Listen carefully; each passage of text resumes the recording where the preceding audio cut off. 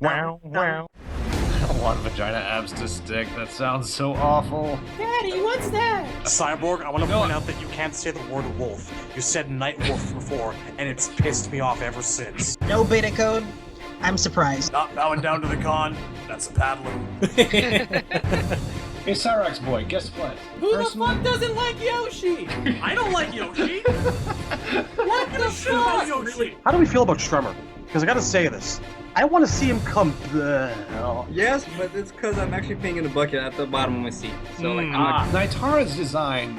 You know, you're saying Hytara again. Oh shit, thank you. Just let it go. I'm on so many drugs at the moment. Great. Glad to hear it. Alright, well, I'm done being serious. We can talk about the taste of cock again. If that's what you guys want to. Wait, what? This is my fucking ass hanging out. What, bitch? Are we Guys, even not recording right understand- now? We're not recording, of course not. wondering. Nobody's gonna listen to this. I hear like the sound of like bullets being loaded into a chamber and like shots being fired. Is it like an air gun? I don't. I'm hearing like Russian roulette like right up next to the mic. What's going on? Yep. Definitely taking shots with a rifle. Welcome back to the Nethercast. I am Cyborg, joined as always by Temp, Razor, and Shad, and this is episode 72. Thank you guys for tuning in. Definitely appreciate it. Thanks for sticking with us for all this time. And hey, if you're a new listener, thanks for checking us out. Check out the closed Facebook group. It is a closed one, so you just have to ask to join, and we will approve you. It's a nice little community we got going on there with some great discussions. On that note, we are going to get to a positivity top 5 from each of us on Injustice 2 this week. So, with that said, since this is Temp's idea, why don't you just kick us off with your number 5, sir? Sure, my number 5 is the netcode. Yeah. It's very good. Yeah, indeed it is. In what way? It is playable. It is good in bed. Please elaborate. It's good in the sense that I don't notice it, and that's the best compliment I can ever give to a netcode. It's like I'm playing the game offline.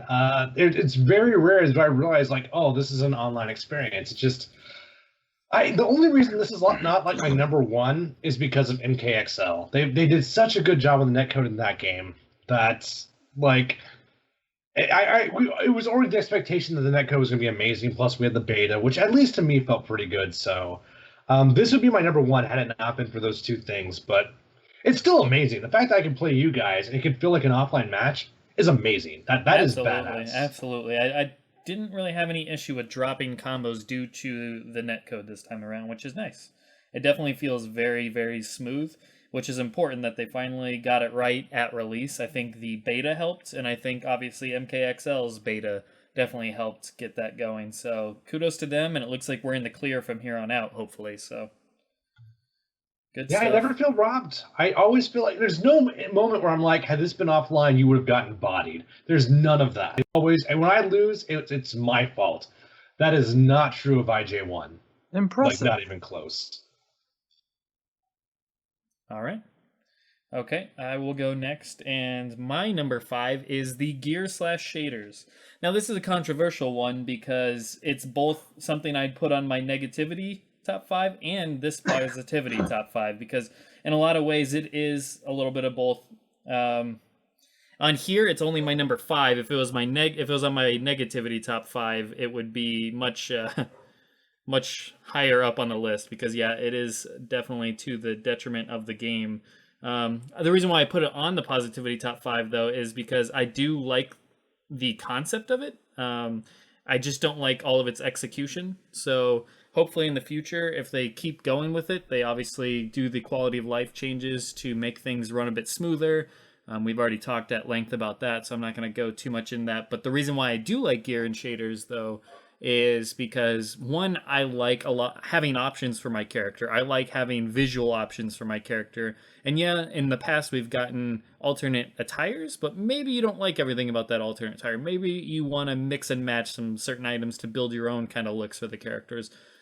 Plus, it gives us, when it's all said and done, it gives us more than one alternate attire, because there's at least 5 or 6 unique sets from character to character. So yeah, I really like Scarecrows. I like Ivy's. I like several other characters, the way they look. Some character didn't some characters don't look as great as others with it. But yeah, I like the option, and I like the shaders option because, Scarecrow once again stands out to me as a character that looks really good. I mean, in his classic brown and tan and all of that, he looks great, but then the black and red looks great, the black and blue looks great, so on and so forth. So it's interesting to kind of get those different color schemes going on.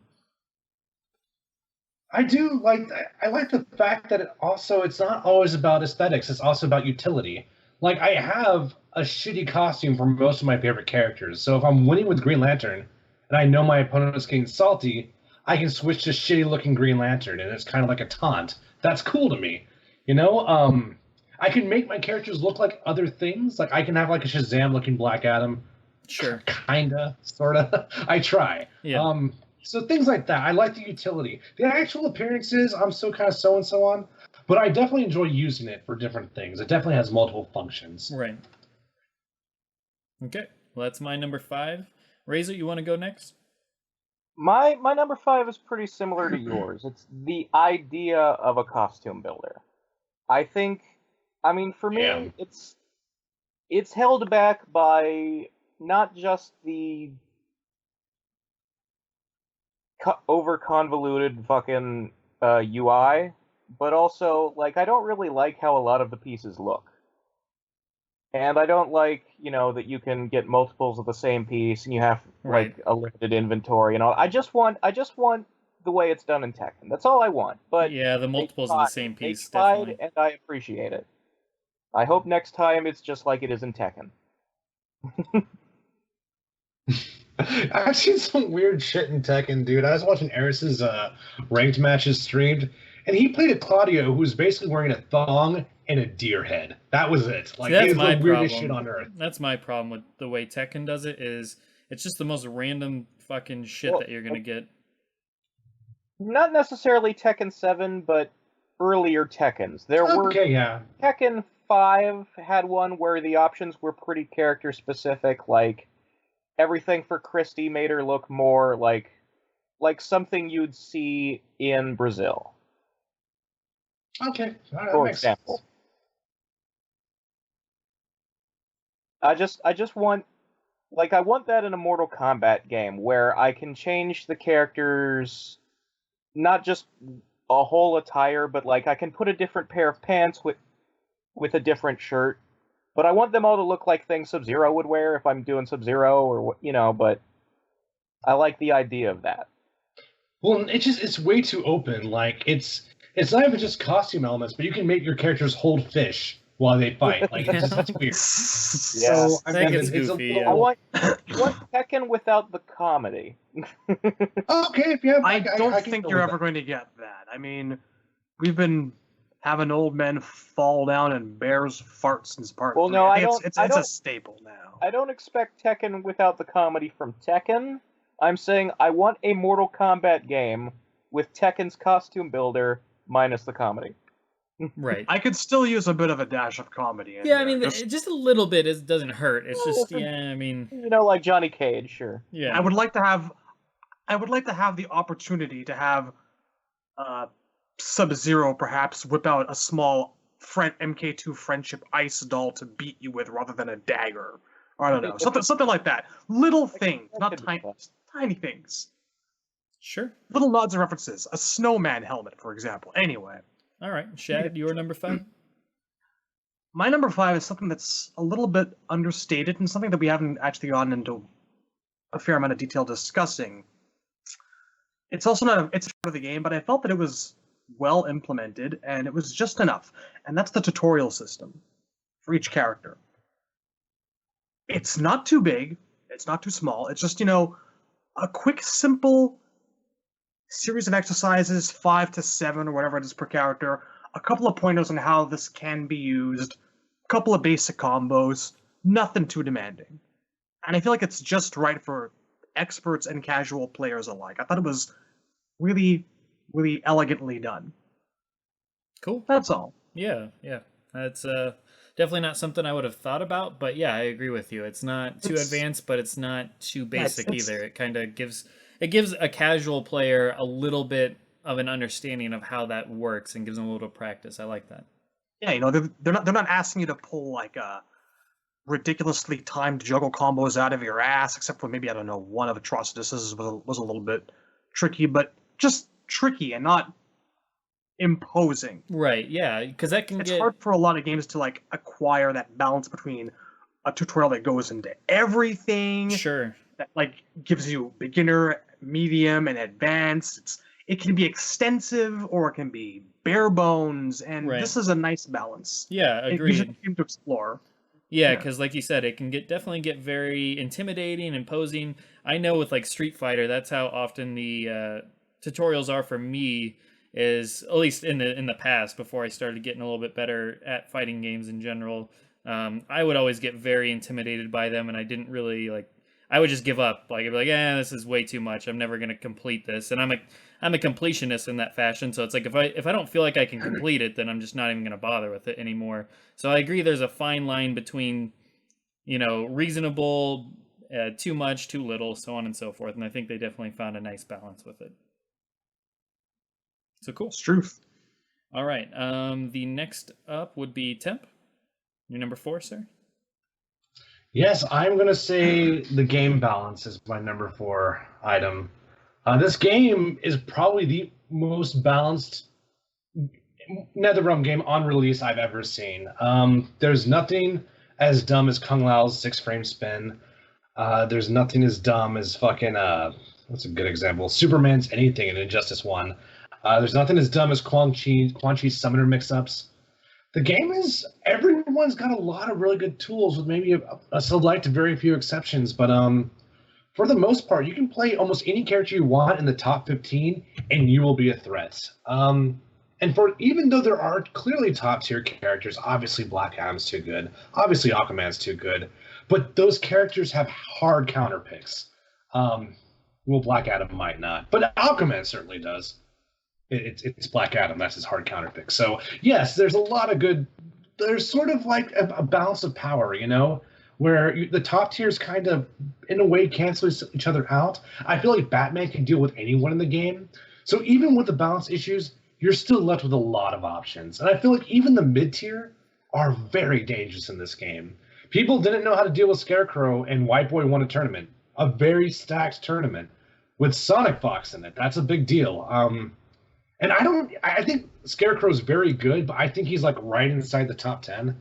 I think there's like 8 characters, excuse me, that are like decisively better than him. So yeah, a lot of options, and not even just in terms of viability, but in terms of diversity. Like there's a lot of different styles you can play. I mean, there's one very good character for every style. Catwoman has excellent rushdown, very strong rushdown character.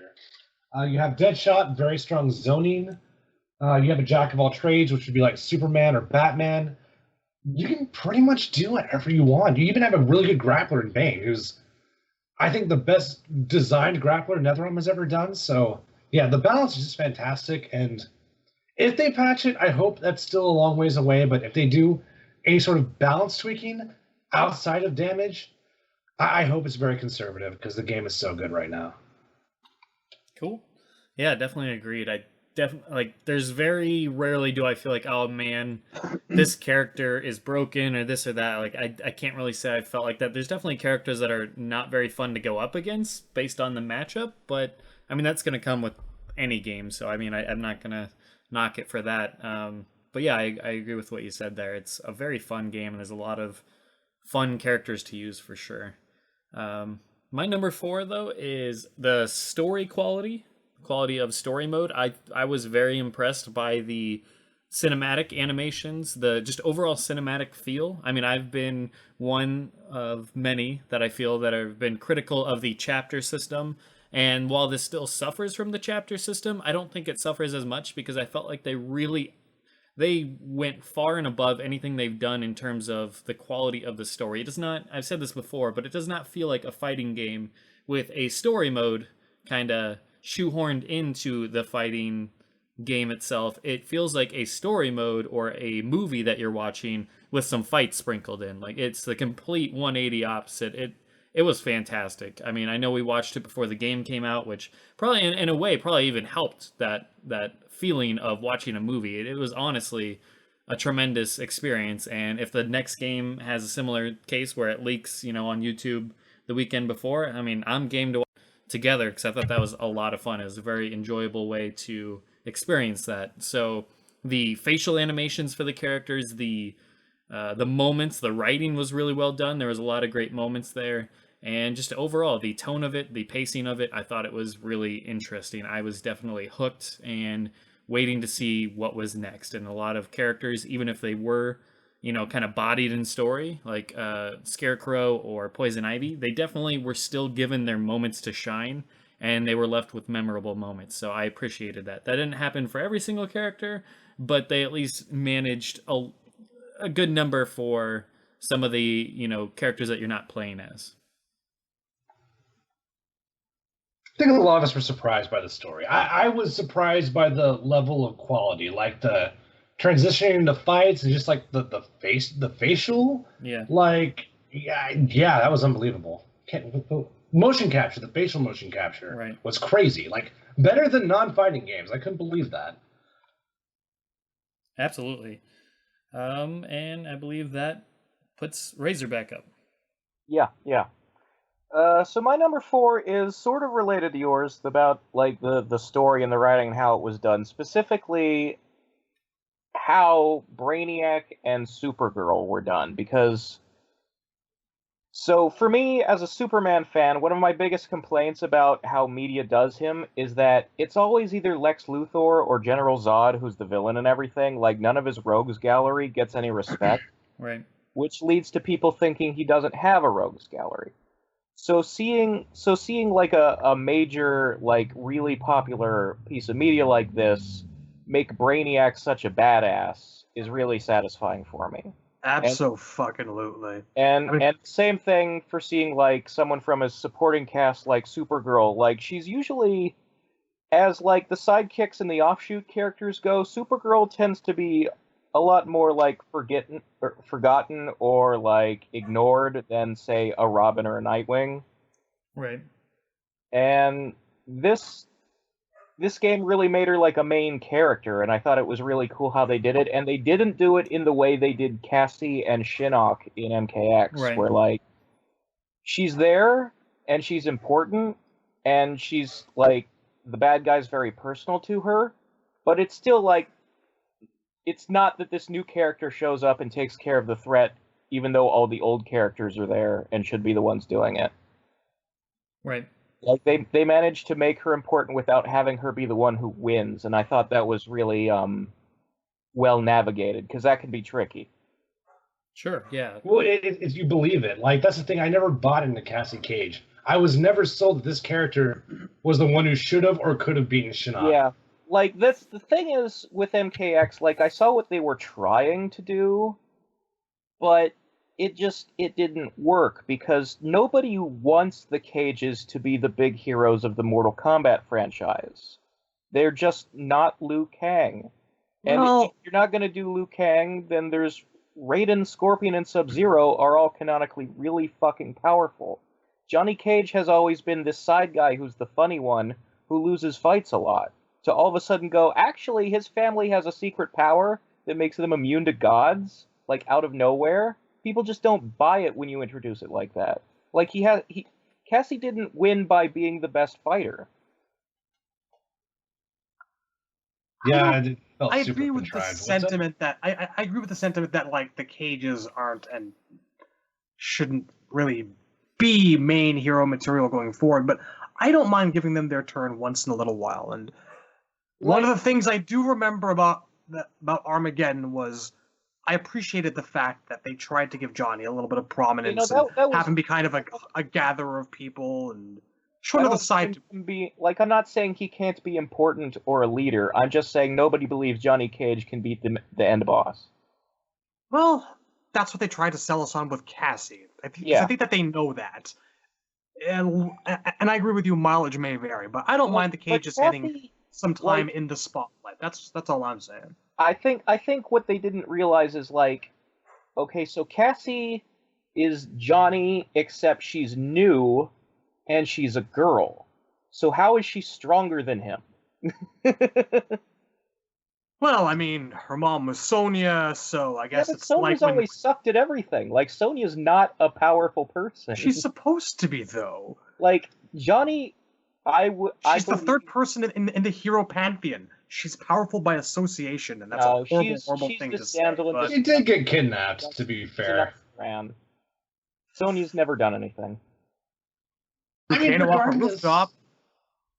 I feel like the special forces just ruin everything because that was my problem with MKX. What they should have done is they should have like forked out the money to have like a prelude chapter where it shows like Johnny Cage recruiting all the new like Teen Titans. That he goes to the Shaolin Temple. He goes to recruit Frost, and Sub-Zero says no, Frost isn't ready. He goes to he goes to all the different locations. So I don't feel like I'm playing with a bunch of random special forces team. Like that's what ruined MKX for me. I don't give a fuck about the special forces. If it felt like a merging of the next generation from different corners of the universe, I would have been a little more open-minded, but the special forces beat Shinnok, and I just don't give a fuck. So that was my problem with MKX. I think we all really want the focus to go back towards the Eastern mysticism and away from the sci-fi a little bit.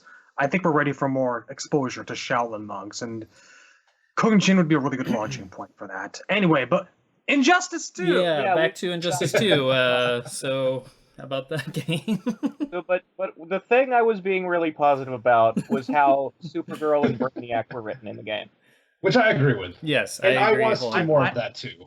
I have been clamoring for Brainiac in some sort of major adaptation of Superman media for a long time.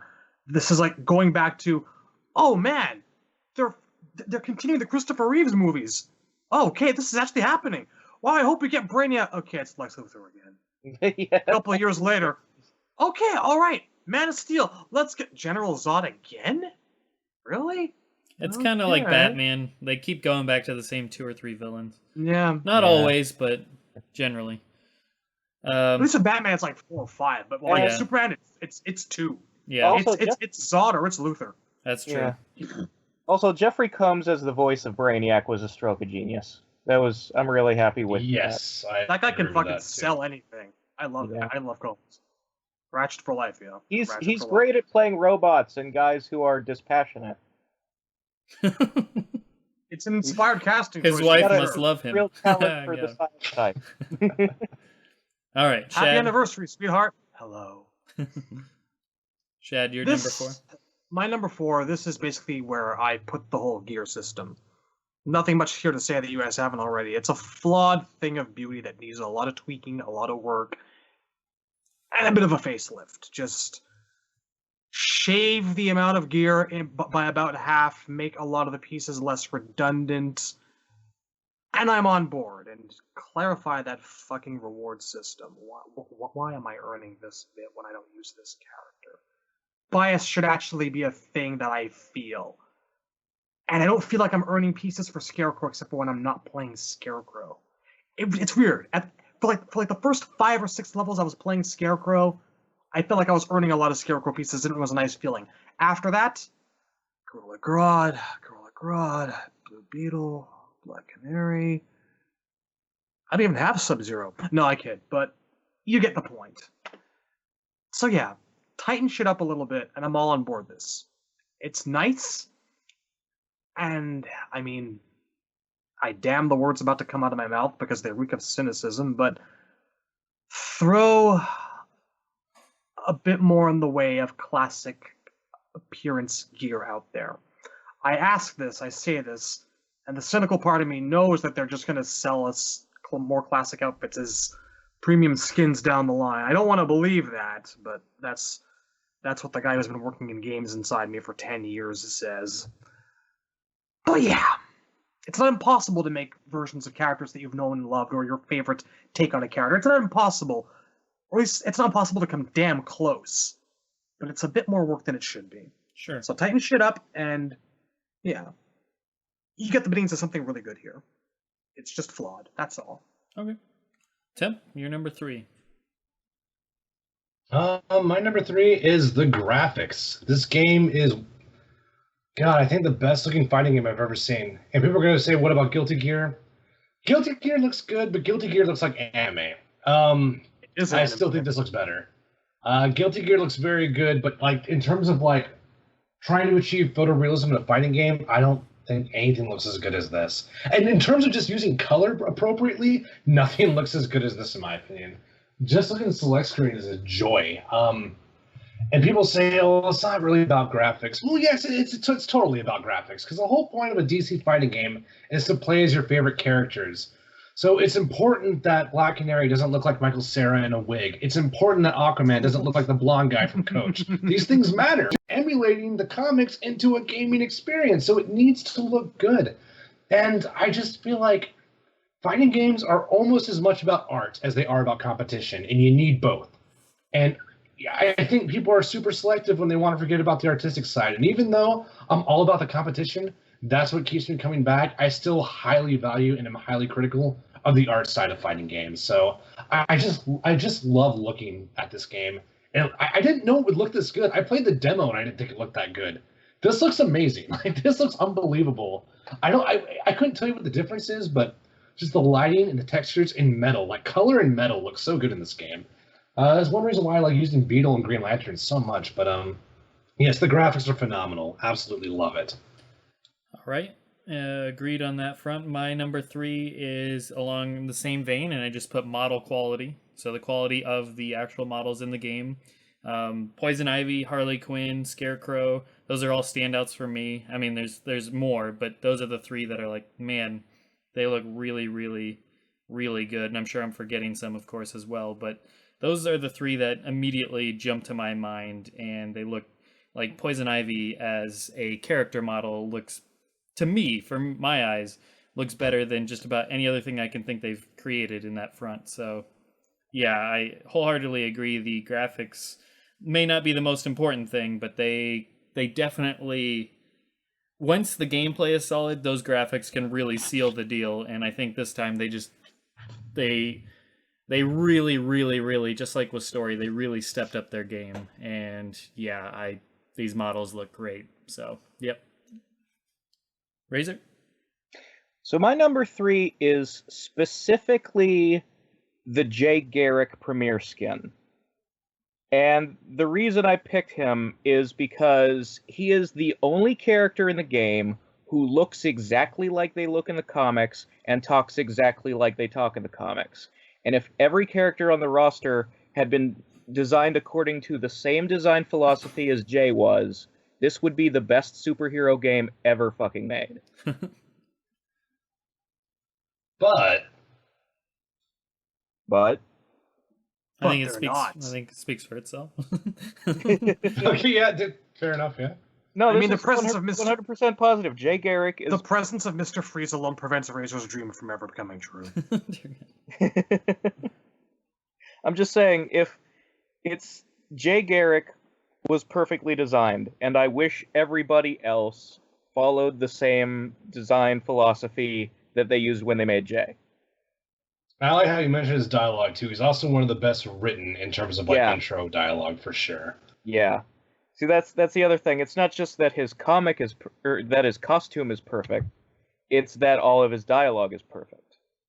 Like, he's not evil Jay Garrick who murders people and goes to fucking the Phantom Zone. That's not how it happened in the Injustice universe? Damn. Nope. They got Jay right. I heard that Detective Chimp skinned an Ada dude. I want this I can see that. Superman. When is that game coming out? Okay, Shad? My number 3, huh? Okay.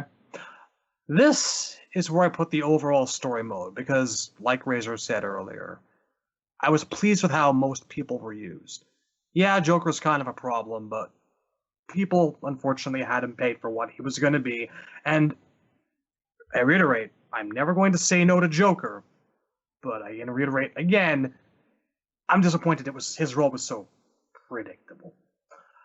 But that aside, and Dr. Fate only popping up to spout cryptic bullshit, I felt that most of the cast was very, very well used. Oh yes, and Swamp Thing. Swamp Thing had no reason to be there.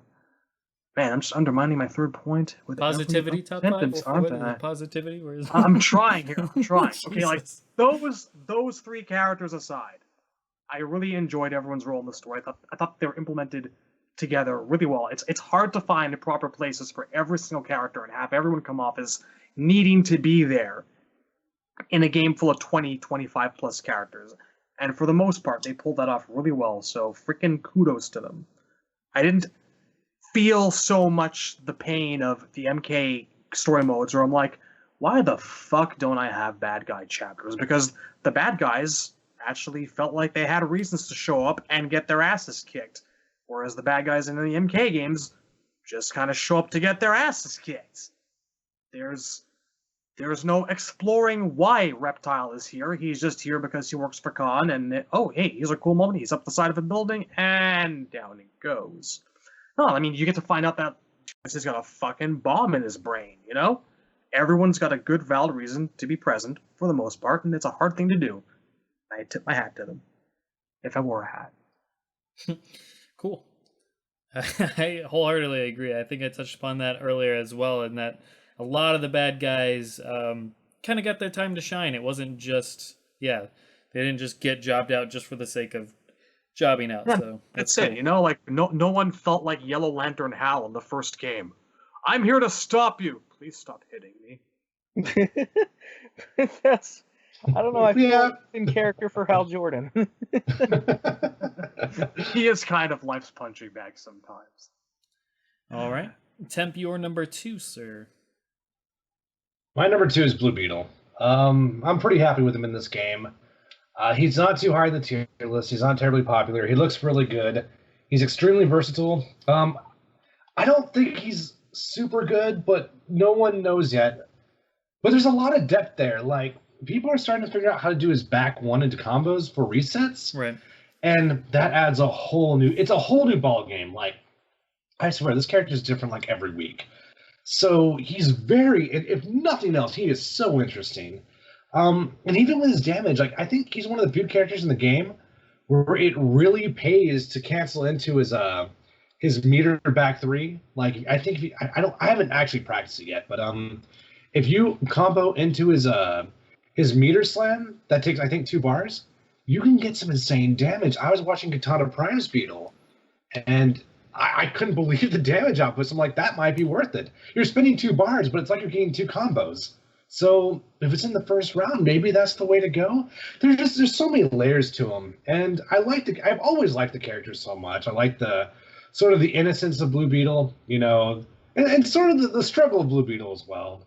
I think he's so well rendered. The stuff that bothered me before doesn't bother me really much anymore. The face still bothers me, but that's a win pose, and you never see it ever again, really.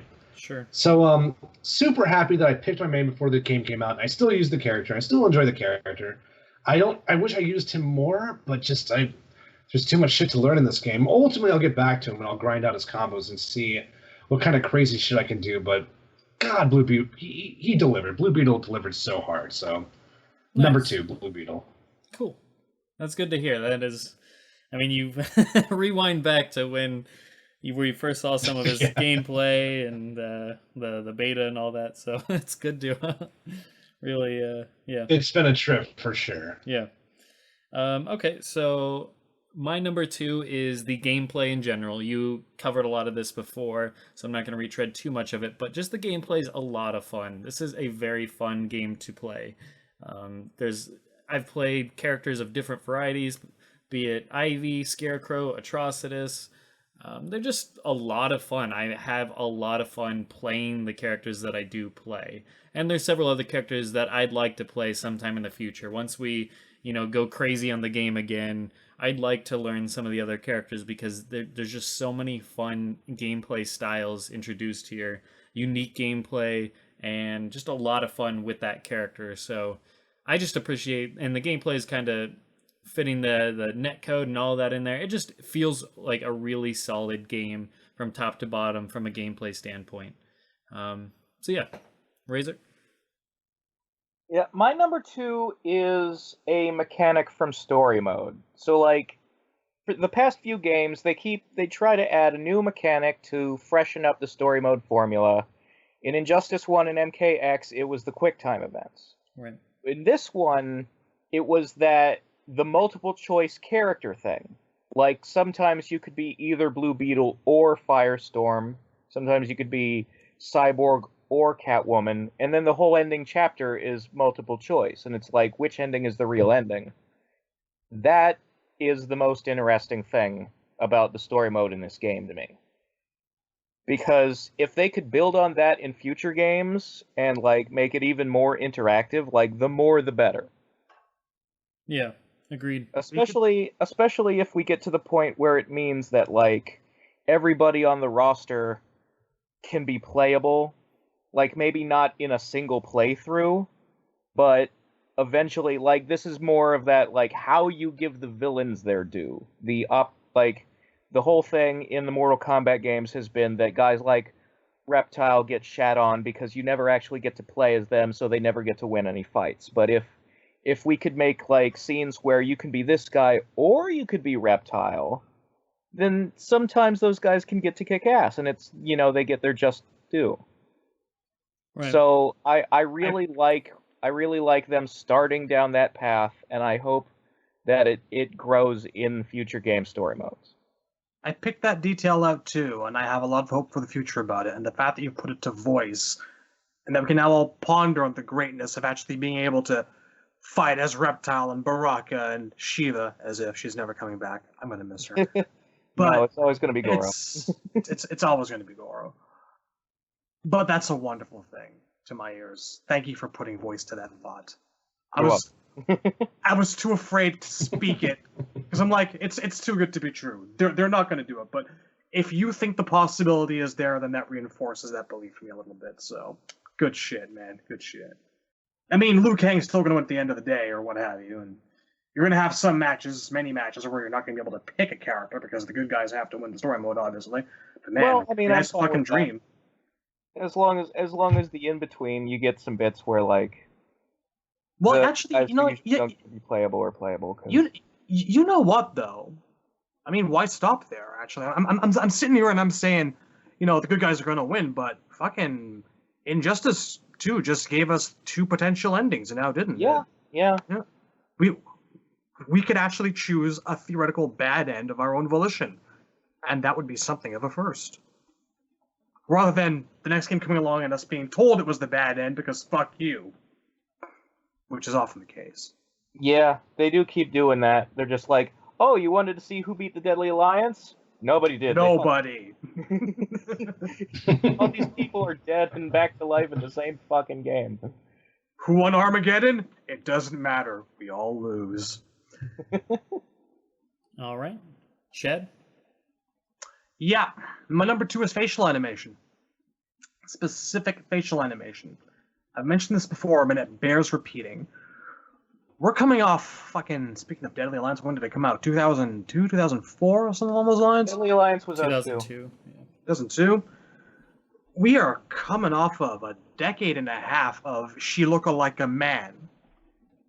It's been a long, long time that, like, NRS, well, Midway / WB and the MK team has been criticized for not having characters that look good, that look like they made out of cardboard blocks in comparison to the competition.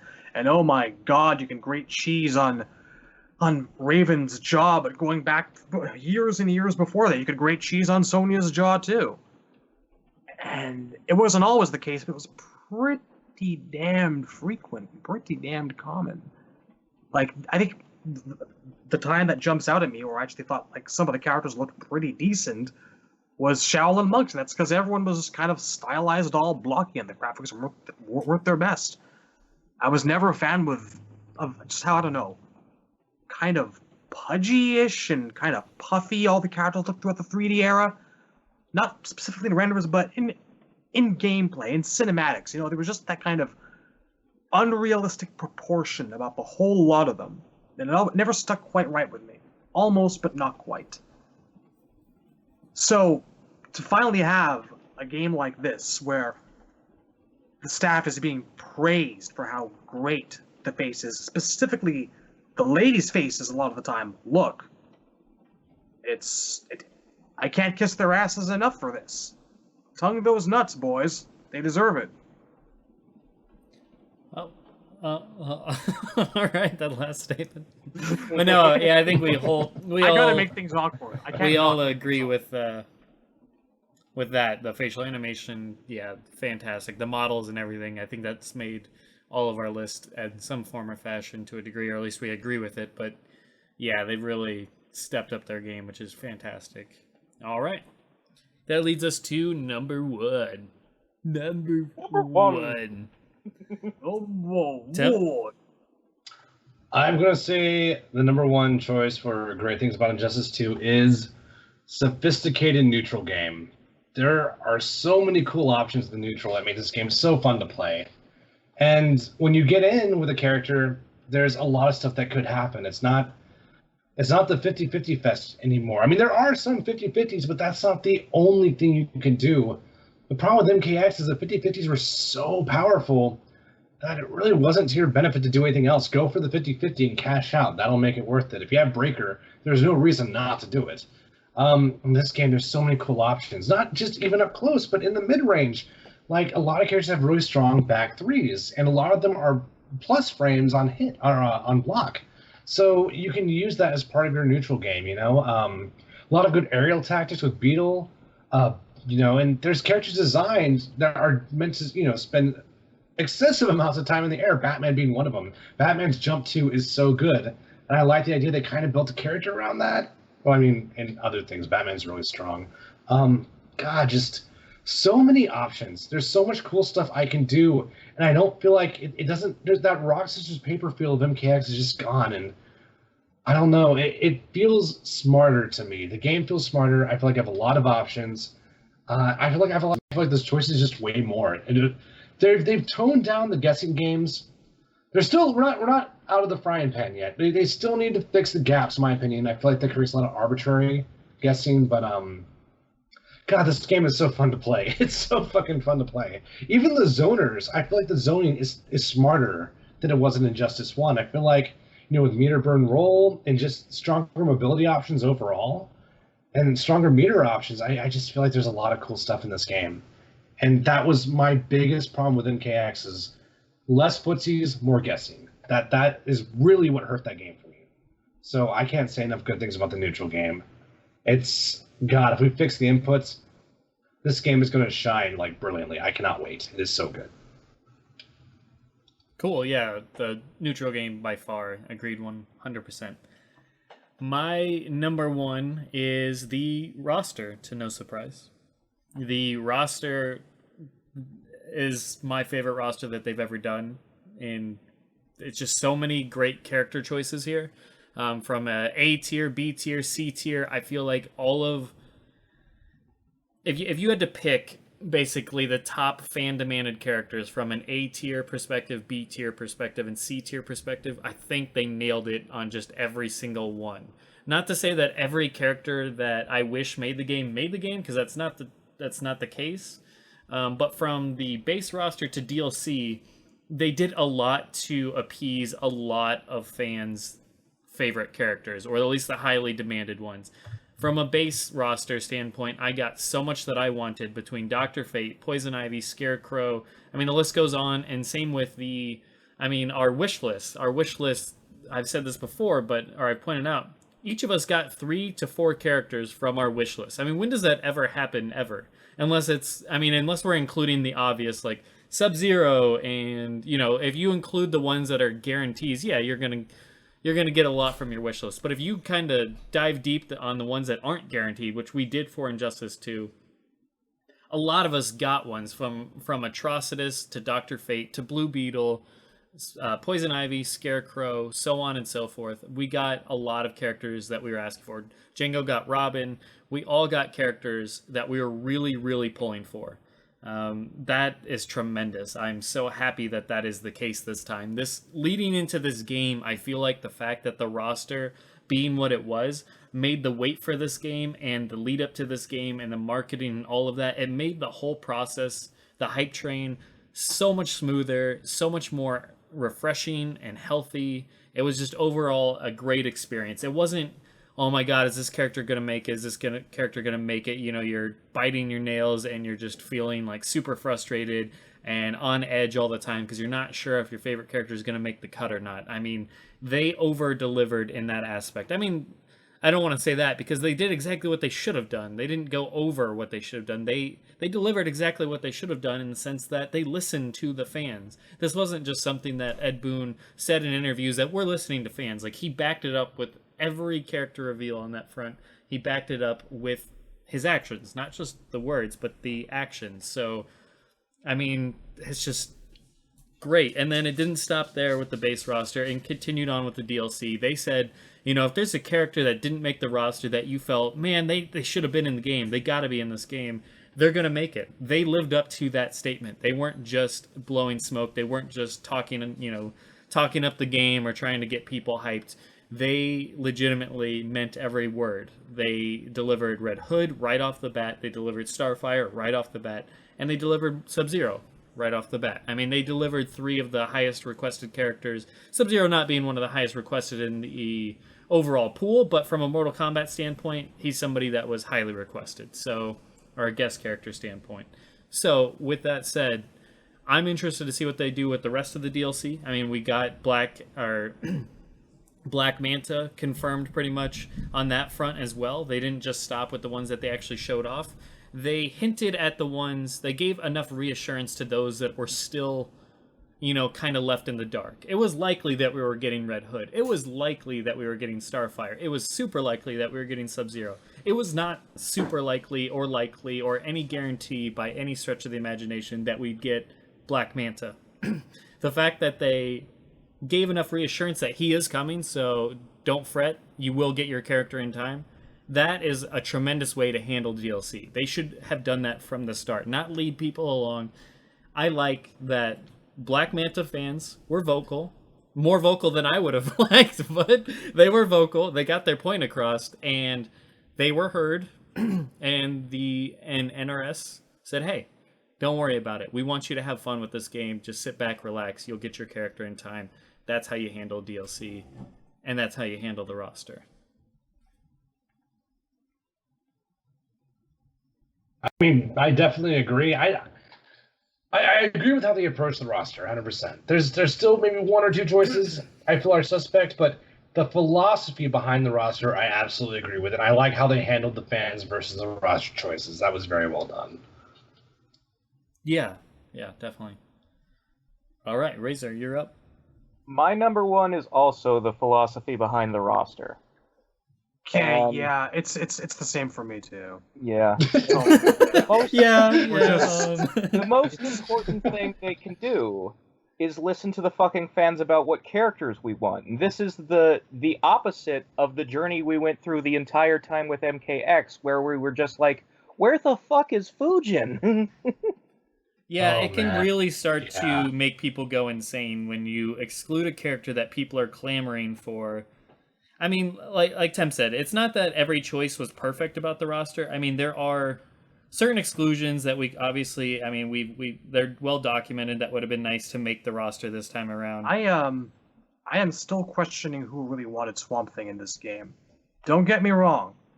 If you ever told me we're gonna get a game that had him in it, I would have said, nah, fuck you, that's not happening. He's too cerebral a character for a video game. But here we are. I think It's both a weird thing and a nice thing. I think it was the fan response to seeing him in the comic. Maybe. Possible. I think that inspired them putting him on the roster, because there's a lot in this game that's a response to what was popular in the comic, and I think that's a good thing too. And like, all I want for MK11 is to get that game where it's like, you know that thing we did with Striker and 9? We'll finally do it for the 3D guys. You win. That's all I want. Would be nice. God, it would have been nice. I want Fujin and Havoc and Serena. Just fucking do it already. Come on. And like I get it. The MK2 guys are the most popular, but I'm cool with also having Scorpion, Sub-Zero, and Kitana in the game that has Fujin, Havoc, and Serena. Come on. I'm not convinced can all the strike MK2 a guys are that balance. popular. Like, I don't think Jax is that popular. I think Jax gets there by association, but and I like Jax. I play Jax. I love Jax, but Jax is not popular. Ed loves Jax. You want some Jax? You're getting Jax. Look in the attic. Jax It's would Jax. be popular. Jax would be popular if it weren't for the 3D era, I think, because I think Jax might be a little bit more popular if he just fucking disappeared every once in a while and not having stuff down our throats every single game. Every single game. He has been in too many games in a row. There's Jax in the basement. There's basement Jax. Where's your head at? But I also fear the world without Jax, because then who's the grappler? Jax is the only guy who brings my need for somebody to be a professional wrestler. I think we can work around that. I mean, honestly, Cryomancer I think was more of a grappler than Jax was. At least by the time the final patch came around, Cryomancer was the game's premier grappler. Inputs, you're probably right, but I gotta have the suplex and powerbomb guy. You mean like literal wrestling throws? Yes. Yeah. Okay. Yeah. I mean, we've got Tor and Farah. Tor doesn't do it right.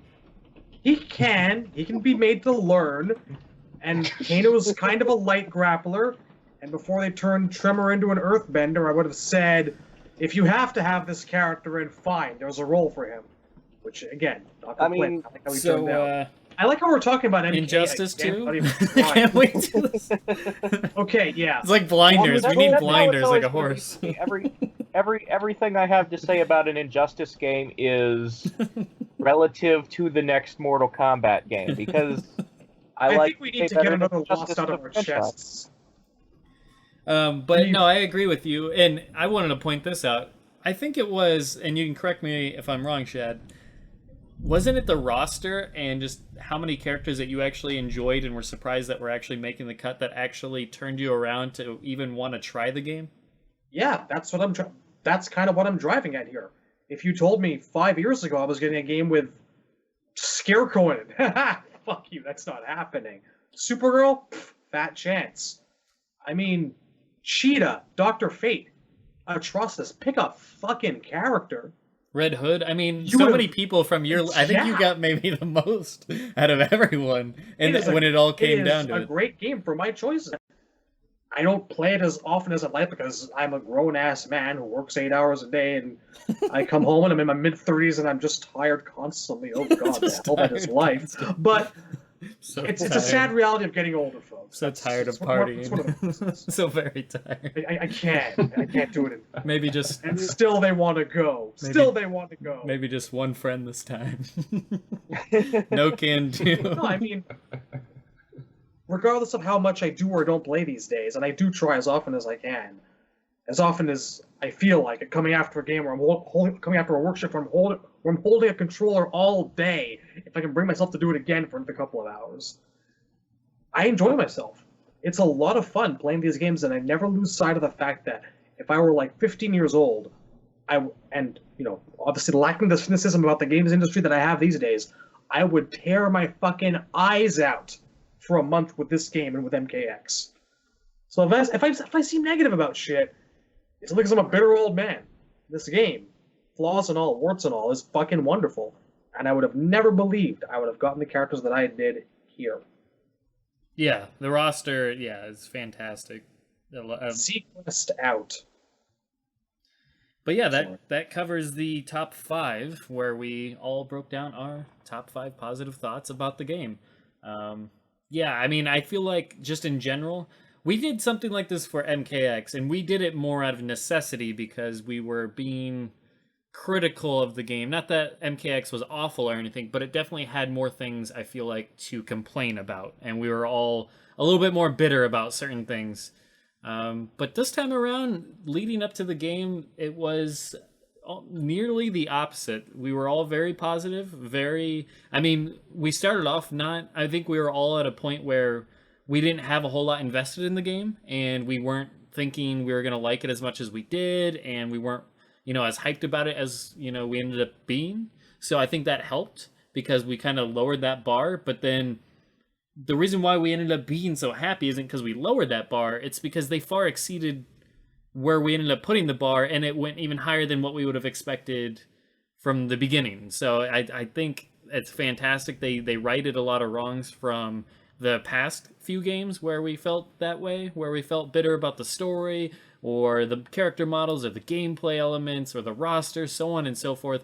I mean, my top 5, a lot of it's just based on issues I had with MKX, and I like MKX. It's just, it still had a lot of issues that kind of stuck to me, and I think we all were at that same degree to some degree. But yeah, this one, it just, the lead up to it was a far happier, fresh, healthy experience. And yeah, so top 5, I mean, it was easy to make this top 5, and I feel like we've been shouting out about this top, like all these elements leading up to the game and post game. So yeah, I mean, it's just been a great experience. So hopefully they keep it up, because yeah, it would be great to feel this way about MK11. I'm really hoping they learned from MKX, from a lot of the criticisms from MKX. I'm really, really hoping they take that to heart, and it's not just, okay, we're going to really go, above and beyond for Injustice, but we're not going to do the same for MKX or MK11. It's going to be the same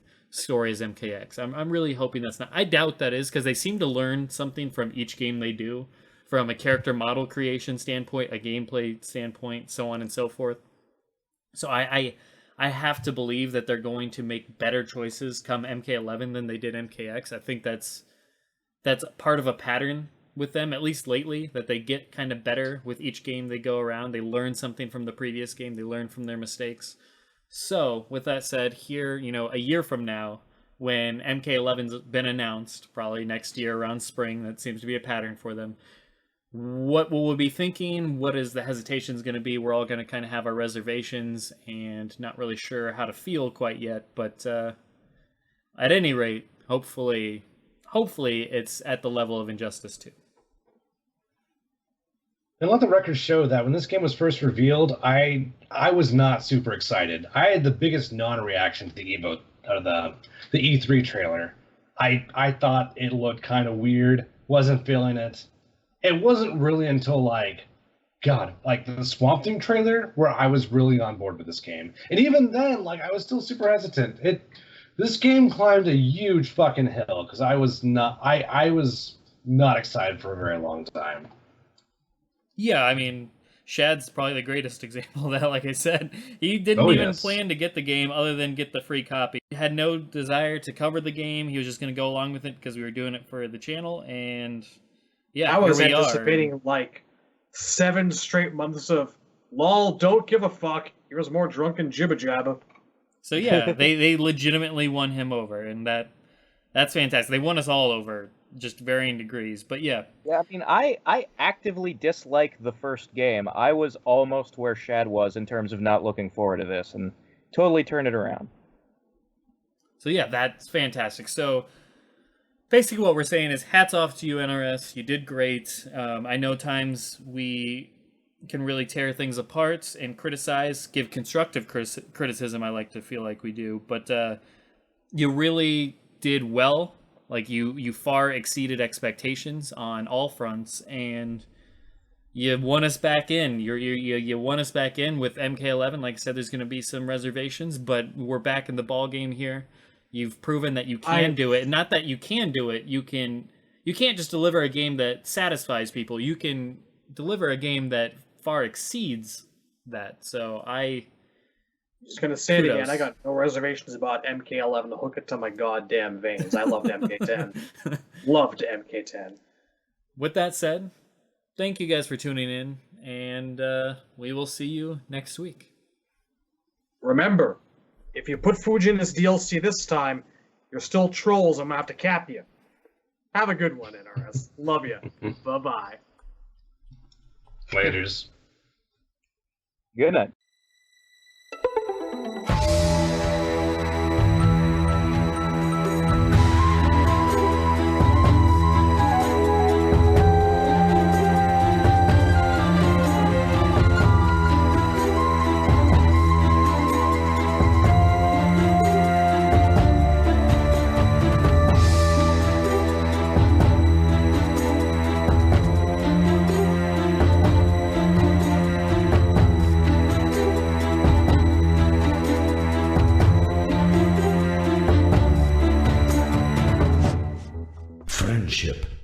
ship again?